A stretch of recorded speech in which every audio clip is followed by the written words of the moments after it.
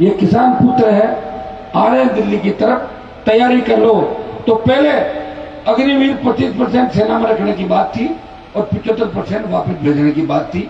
डरी हुई मोदी सरकार ने 50% अग्निवीर को एडजस्ट करने की बात करी और अब 50 पे बात आई, 50 वापस जाएंगे। मैं विश्वास दिलाता हूं लोकसभा चुनाव से पहले हम एक बार दिल्ली की ओर चलेंगे और उस दिन अग्निपथ वापस हो जाएगा। ये सेमीफाइनल है राजस्थान का। इस चुनाव के अंदर अगर आपने भारतीय जनता पार्टी और कांग्रेस को वोट नहीं डाला, आपने तीसरी ताकत खड़ी कर दी, आपने अपने भाई को आशीर्वाद दे दिया, तो निश्चित रूप से इस देश की राजनीति इस राजस्थान के शेखावटी के इर्द गिर्द घूमेगी। इतना मैं विश्वास आपको दिलाता हूं। मुझे बहुत बड़ी पीड़ा होती है जब हम पार्लियामेंट के अंदर बैठते हैं, सांसद, हर सांसद एक ही बात करता है, आपस में बातें करते हैं, आपका बिजनेस क्या है, आपने जूते कितने रुपए के पहन रखे हैं, आपकी शर्ट कहाँ से रहा है, ये क्या है, अंगूठी कौन सी है। मतलब उन बिजनेस के अलावा कोई बात। पॉलिटिक्स को लोग व्यापार का सबसे अच्छा धंधा मानते हैं। व्यापार अगर करना हो तो राजनीति के अंदर चले जाए। आजकल तो नई चीज और होगी, लोग चोरियां करते हैं। पहले कोई गाड़ी का चोर, कोई मोटरसाइकिल का चोर, कोई डोडे का तस्कर, कोई दारू का ठेकेदार। ये क्या करते हैं जब उनको छवि सुधारनी हो। पहले कुर्ते पजामे का फैशन था, वो तो आज भी मैंने कम कर दिया। पैंट शर्ट पे चल रही राजनीति सारी कर रही, हर कोई पैंट शर्ट पहन रहा है। अच्छी बात है ना। आप बताएं, जब नशे के कारोबार पॉलिटिक्स में उस जगह बैठ जाएंगे जहां से कानून बन रहे हैं, तो फिर कैसे नशे को रोकोगे? आप बताओ मुझे, कौन ठीक करेगा इस व्यवस्था को? क्या कांग्रेस ठीक कर लेगी? क्या भारतीय जनता पार्टी ठीक कर लेगी? 25 साल कांग्रेस और बीजेपी को मैंने नजदीक से देखा। अब अशोक गहलोत जी कल बयान दे रहे थे कि मैंने जो कहा था दोबारा याद दिलाया। पहले भूल रहे थे लोग, वसुंधरा ने बयान किया था, कल वापिस याद दिला गया। और मैं तो ये कह रहा था वसुंधरा को आप बख्शो, मतलब वो तेरा को ये कह दो कि भूल नहीं गए लोग, वापिस याद दिलाया कि मैंने बयान दिया था। उन्होंने कहा जब मेरी सरकार गिर रही थी तो वसुंधरा ने मेरी सरकार बचाई थी। ये सही बात है। 8 विधायक वसुंधरा ने गहलोत को दिए और आपको पता है हम उस समय क्या कर रहे थे, यह भी आपको पता होना चाहिए। जब 18 के अंदर 3 विधायक जीत के राष्ट्रीय लोकतांत्रिक पार्टी गई, मेरे पास सचिन पायलट आए। उन्होंने बोला हनुमान जी आप अगर मेरी मदद कर दो तो किसान का बेटा, गुर्जर समाज का बेटा राजस्थान का मुख्यमंत्री बन सकता है। मैं कहा मुझे क्या करना पायलट साहब, मुझे भी तेजाजी की जय बोलते हैं, हम भी बोलते हैं, मैं कर दूंगा मदद। बोलो। बोले प्रेस कॉन्फ्रेंस करके इतना सा कह दो कि अगर पायलट को सीएम बनाते हैं तो आरएलपी के 3 विधायक कांग्रेस के साथ है। मैंने तुरंत ही कर दी, मैंने भेजो प्रेस वालों को, मैं रेडी बैठा हूँ। गुजर में हमारे कोई अंतर नहीं, प्रेस कॉन्फ्रेंस करके बोल दिया। दोबारा जब सरकार गिर रही थी, जब भी आपको पता है कि मैं इस तरह नहीं था कि दिन में पायलट, शाम को गहलोत, रेट भाव कितना क्या दे रहे हो, ये धंधा लोग कर रहे थे राजस्थान में। अब आपकी लाल डायरी तो जिसकी गूंज पूरे देश के अंदर है। अब आप बताओ यार, कौन सी लाल डायरी, क्या लिखावा? अगर लिखावा था तो फिर अगले पन्ने क्यों नहीं आए डायरी के? बताओ मुझे। क्योंकि अगले पन्नों के अंदर पहले पन्नों में कांग्रेस और अगलों में भारतीय जनता पार्टी की पूरी गहलोत से मिलकर लेन देन करेंगे। और जो लाल डायरी ले गए वो क्या कर रहे थे आप बताओ? वो भी यही काम कर रहे होंगे, तभी जो लाल डायरी उनके पास आई। हमारे पास नहीं है लाल डायरी। मैं आपको कहना चाहता हूँ कि आज ये उदयपुर वाटी के अंदर, नीम का थाना के अंदर इतना अच्छा माइनिंग का इलाका, अगर सरकार चाहे तो किसान माला माल हो सकता है। उनको पट्टे दे सरकार, खेतों में पट्टे दे। आज सोना, चांदी, तांबा, तेल ये तो सरकार ले ले, लेकिन बजरी, रेत, चाइना क्ले, जिप्सम, सैंडस्टोन ये छोटा मोटा किसानों के लिए छोड़ दें। आपके यहाँ आप इतने डरते हो, मेरे वहां लोग डरते कम है। आप जो बिजली का बिल भरते होंगे सारे, हमारे उधर कम भरते हैं बिजली का बिल। और माइनिंग का तो बिल्कुल देर के सामने हो जाता है। माइनिंग तो हमारी खुद की, सही बात है। इलीगल माइनिंग वो होती है जो पड़ोसी के खेत से उठा कर ले आओ। खुद के खेत में क्या इलीगल होगी बताओ मुझे? पेट भरने के लिए कुछ करना पड़ेगा कि नहीं करना पड़ेगा? तो खेत का पत्थर निकालने में जोर की तरह किसी अधिकारी को बोलो या नेता को बोलो, पत्थर खोद के निकाले, खोद सकता है। किसान अपने परिवार का पेट पालने अगर वो अपने खेत में माइनिंग करके 1000-2000 रुपए कमा के अपने बच्चों को पढ़ा लेता है, वो इलीगल माइनिंग नहीं है। यह आपकी पैरोकारी इस देश की लोकसभा और विधानसभा के अंदर। किसान को जो लोग चोर कहते थे, कि किसान बिजली की चोरी करता है। मैंने कहा चोरी किसान नहीं करता, चोरी अधिकारी करते हैं। किसान की पूरी बिजली माफ कर दो। तो 98-2000 के अंदर जब कंपनियां बनी थी राजस्थान के अंदर, 23 साल में कंपनियों का घाटा हो गया 150 लाख से ज्यादा करोड़ का घाटा, और पूरी किसान की बिजली माफ करते थे तो 70-80 लाख के अंदर ही आ जाती सारी। 7-8 हजार करोड़ का पूरा बिजली किसानों की माफ कर दो। पैसा कौन खाता है इसके अंदर? मंत्री, सरकार के लोग। बिजली की खरीद फरोख्त, रोज नए ठेके लेना, कोई रिकॉर्ड नहीं। कि बिजली के अंदर आपने देखा होगा रिकॉर्ड नहीं होता कहीं भी, जमानी जमा खर्च है। पोल ले जाओ, तार ले जाओ, कौन सा आ रहा है, कौन सा जा रहा है, ट्रांसफार्मर प्लेट बदल दी, कौन जांच करेगा? टाइम किसके पास है? तो सबसे ज्यादा किसानों को चोर कहने वाले लोगों को मैंने कहा कि चोर किसान नहीं है, किसान अन्नदाता है। अगर आवश्यकता पड़ गई, कनेक्शन नहीं हो रहा है और खुद में एडजस्टमेंट कर लिया तो कौन सा पाप हो गया बताओ मुझे? मेरे वहां तो है ही नहीं कनेक्शन, ऐसे ही चलाते थे। विधानसभा में एक बार बोला मंत्रियों ने कि आपके तो 2000 कनेक्शन फर्जी चल रहे हैं। मैंने कहा 2000 नहीं, 20,000 चल रहे हैं, जाओ रोक के दिखा लो। रोक लिए थे, हॉस्पिटल बोल रही थी कि आप तो आपराधिक प्रवृत्ति के हो, तो उनका गिरफ्तार कर मुझे, और नहीं तो तेरी जगह मैं बैठता हूँ तो MLA इधर हम अभी यही गिरफ्तार करता हूँ विधानसभा में। तो ये करने के लिए बहुत करे जाती है। मैंने देखा, मैं विधानसभा में पिटा नहीं था, पीट दिया। आपके विधायक जी को पीटते हुए देखा मैं अगर वहां होता तो मैं उनको बचाता, पीटने नहीं देता, क्योंकि विधायक विधायक होता है। और जब साथी को कोई पीटा तो साथी को आगे बीजेपी के लोगों ने चला दिया कि आप तो जाओ, और गए और बीजेपी में बाहर चले गए। बहुत बढ़िया काम होगा, जूता पड़ गया। मतलब कितनी बड़ी पॉलिटिक्स नहीं समझने वाले नहीं समझते, तो समझने वाले समझ जाते हैं। लेकिन हमें एक चीज का ध्यान रखना चाहिए कि काजल की कोठरी के अंदर रहती अगर कोई दाग किसी के नहीं लगा, मैं भी ये आप देखिए ईडी आ रही है आपके शेखावाटी का,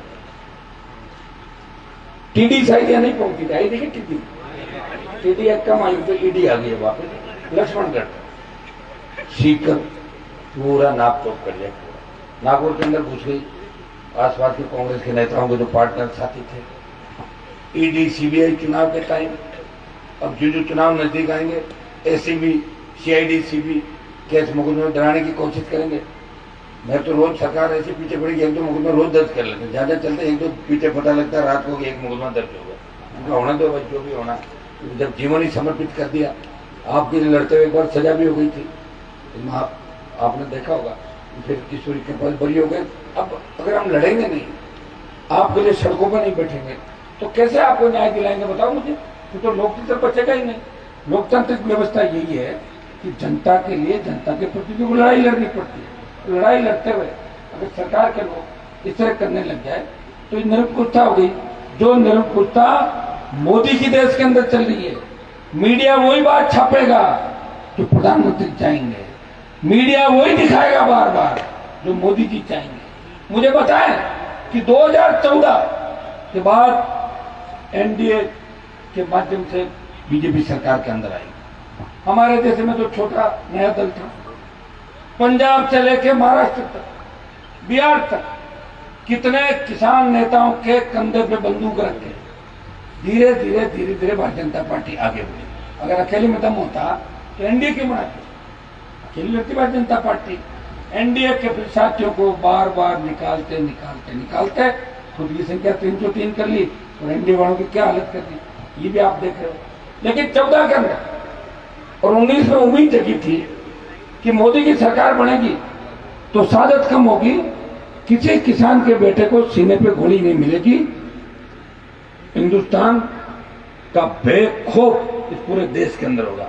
दुर्भाग्य से देखिए 2014 से 23 के अंदर सबसे ज्यादा अगर सादत हुई है, सबसे ज्यादा सैनिकों को मौत के घाट चाइना, पाकिस्तान और दूसरे आतंकी हमारे संगठन अंदर की जो हमारी देश की आंतरिक सुरक्षा को लेके जो हमले हुए उसमें सबसे ज्यादा सैनिकों ने सादत दी है। तो फिर कहा प्रधानमंत्री देश को कहां लेके जा रहे हैं? कह रहे मैं भारत को आगे लेके जा रहा हूं। कोविड के टाइम 50 लाख लोग चले गए, कहां व्यवस्था थी बताएं? सबसे ज्यादा अगर कोविड में मौतें हुई हिंदुस्तान के अंदर। गाय हमारा सब कहता, बीजेपी वाले तो गाय का नारा लगा के सत्ता के अंदर आए, जय गौ माता, चंदा भी इसी नाम का करते थे। मंदिर और गाय दो के नाम से चंदा करते थे। मंदिर तो बढ़ने के नजदीक है, लेकिन लंपी में गौ माता ने दम तोड़ा, 1 साल से इनका नहीं बोला। उस समय लंपी राजस्थान में ज्यादा नहीं थी, कुछ जगह ही थी। मैंने तो मामला उठाया, 5-6 MP हंस रहे थे। मैंने तुम हंसो मत, तुम्हारा इलाज हो जाएगा, गाय माता कर देगी तुम्हारा। फिर बाद में कह रहे यार लंपी तो सब जगह आगे, ध्यान नहीं था उनको। बाबा जी वगैरह ध्यान थोड़ी रखते, दूसरे कामों का ध्यान रखते हैं। बाबा जी मेरे हिसाब से जंतर मंतर से काम चलाते हैं, मुझे जैसा लग रहा है। तो उनके पास तो ऐसी शक्ति होगी जो घुस कर देते हैं, उसे हो जाता है। हमें तो लड़ना पड़ता है। तो टिकट बाबा जी का भेष और आप 21 के लोग हैं, इसे टिकट कैसे मिले? टिकट की दिक्कत। यह मैंने शेखावटी के अंदर देखा कि हमारे वहां तो लोग किन किन परिस्थितियों में लगे। आप बहुत आगे हो हमसे एजुकेशन के अंदर। हाँ, जमीनें वहां ठीक हो गई, लेकिन नहरें थोड़ी है। ये तो 15-20 साल से ट्यूबवेल खोद के लोग पैदावार करके थोड़े बहुत आगे हैं। एजुकेशन के अंदर शेखावटी 50 साल आगे मारवाड़ से। लेकिन आज राजनीतिक रूप से मारवाड़ बहुत मजबूत है। बोतल का चिन्ह जहाँ जाएगा, कॉन्स्टिट्यूंसी में जो भी वोट होगा अपना आप पड़ जाएगा उसके अंदर, कोई एक वोट भी पीछे नहीं रहेगा। ये मारवाड़ के अंदर। यहाँ तो दिक्कत देखो, आप टिकट का वेट कर रहे हैं, हर किसी मुझे और फोन कर रहे हैं, अरे साहब थोड़ा ध्यान रखिए वकील की बात को, बोले कोई टिकट गड़बड़ मत दीजिए। अपना है अपना है कौन, तो बताओ बनता। अपने बात तो वो है जो सत्ता में, मैं चाहता हूँ अपने लोग सत्ता पे बैठ जाए, कब्जा करे, सिंहासन इंतजार कराए। अरे 2nd number, 3rd number, 4th number तो हमेशा ही रहते हैं। 52 से लेकर आज तक क्या क्या हम लोगों ने, बताओ मुझे। कब प्लेट तो कभी उठा लो, कौन मना कर रहा है? इसलिए कोई मना कर रहा है? किसी की आवश्यकता है क्या परमिशन लेने की? सत्ता के शिखर पे हमारे लोग कैसे बैठे? पिछली बार मैंने सबका ध्यान रखा, इस बार 23 में आप लोग इस RLP पार्टी का ध्यान रखोगे। जिस तरह बोतल का जल स्वच्छ पारदर्शी है, उसी तरह का प्रशासन राष्ट्रीय लोकतांत्रिक पार्टी आपको देगी। हमें सत्ता संकल्प के माध्यम से व्यवस्था परिवर्तन की आवश्यकता क्यों पड़ी? अगर किसी किसान की घानी के अंदर 10 लाख की चोरी हो जाए, पुलिस चोर को पकड़ती है और चोर को पकड़ के बरामद की करती है 2 लाख रुपए। वो खूब घूमता है, हम कोशिश करते हैं, पुलिस वाला कहते हैं इसको मारेंगे तो हम जेल चले जाएंगे। साहब क्या करें, 2-3 लाख पुलिस खुद रख लेती है 10 लाख में से, और 5 लाख रुपए वापिस, उसके बाद तो 2 लाख आता है। ये व्यवस्था हमें बदलनी है। सड़क पे तोड़ नहीं देंगे। हमारे बच्चे बेरोजगार तंग आके आत्महत्या कर रहे हैं, किसान कर्जे के बोझ के तले आत्महत्या कर रहा है। ये हालात जो राजस्थान के भय, अपराध, भ्रष्टाचार, इसको खत्म कौन करेगा? इसके लिए हमें सत्ता का संकल्प लेके इस व्यवस्था परिवर्तन के अंदर मेरा साथ देना है। अभी चुनाव का समय, कांग्रेस बीजेपी टिकट बांटने में व्यस्त है और मैं आपके बीच लगातार संघर्ष करते हुए 15-20 साल का मेरा संघर्ष है। मेरे तीनों विधायकों का संघर्ष, चाहे पेपर लीक की घटनाएं और बजरी माफिया का अगर राजस्थान में सबक सिखाया, उसको फूर किया, तो RLP पार्टी ने बजरी माफिया को उसकी औकात राजस्थान को दिखा दी। मैं विश्वास दिलाता हूँ कि बड़े से बड़े नेता, चाहे बीजेपी में या कांग्रेस के अंदर, अगर मैं जिनके पीछे पड़ा, उनको दिन में तारे नहीं दिखाए, तो उनका रिकॉर्ड उठा के देख लो, वसुंधरा से बड़ी तो कोई आई नहीं। और गहलोत के बेटे को सांसद हरा के ये भी संदेश दिया कि यहाँ हमेशा गहलोत का ही दाव नहीं चलता, कभी दाव हमारे भी चलते हैं। आप सबने स्वागत सत्कार के ऐतिहासिक कार्यक्रम यहाँ पे उदयपुर वाटी क्षेत्र के अंदर सत्ता संकल्प करवाया। पूरी RLP टीम को, डॉक्टर साहब को, पूरे परिवार को, उनको हृदय से आभार। हमेशा आपके लड़ता रहूंगा। इस बार दोनों हाथ उठा के मुझे आशीर्वाद प्रदान करें। बहुत बहुत आपको धन्यवाद। जय हिंद।